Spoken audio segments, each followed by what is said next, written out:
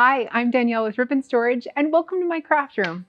Today I'm going to be making one of the cards from my Lucky Green card kit. Let's get started. I'm going to start by making the card front. I've got two different Nina brand cardstocks. This one's a linen finish. It's an ultra white linen finish paper, and this is a fiber gray that I'm putting it onto.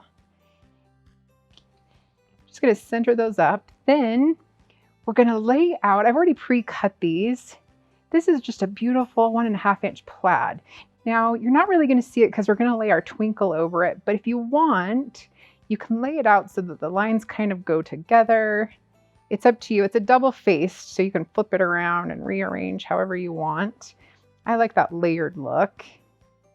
Then we're going to start by putting our double-sided tape just on one side here. And I'm going to lay it pretty close to the top because this card truly is all about the ribbon. You're hardly even going to see the paper that we're using. And so layer it however you like. And sometimes it helps to lay it out first so that you can get an idea of what the finished product is going to look like. And then we'll just lay that over top. I'm just going to double that up just a little bit. Makes it so we can cover more surface area there. And then we'll put this last one on. And I'm just going to bump that up pretty close. Okay. Now, this is why I use the removable tape. I want that to go a little bit lower. So I'm just going to pull that up and barely overlap that because I want to cover most of this card front with this ribbon. There we go. Now see how we're a little more even on the top and the bottom. And you've got these seams here, but guess what? We're going to cover it up with this twinkle. They call this twinkle because it's got that iridescent sequin, and that is already sewn onto the ribbon. When I'm buying ribbon to make cards with, or especially to put these card kits together, I look for ribbon that has a lot of detail to it because that requires less work for me, but you get a lot more bang for your buck. So all of my card kits, you'll notice, have really intricate ribbons in them. It just gives you a lot more detail for a lot less work.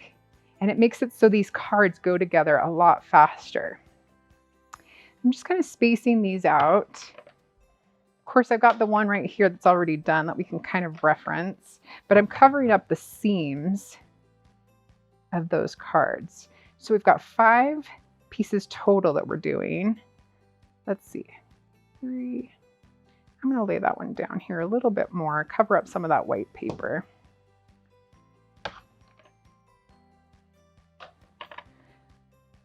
So look through your ribbon. If you've got some at home and you're watching my video just because you're looking for inspiration, that's great too. You know, you just want to kind of see what you've got. So I'm going to pull that up and move that just so I can space them out a little bit more. I had that more towards the bottom there, but I'm going to put it up there. And they don't have to be perfectly spaced. I mean, you lay them however you want. All these ideas are just suggestions. You do what you like best. And then I'm going to put that one right at the top. Then we'll pull that whole thing up. And I'm going to wrap my double-sided tape. I'm going to run it around all the edges here. And then just use that card front, use that edge and just fold that over like that. Do that again on this side.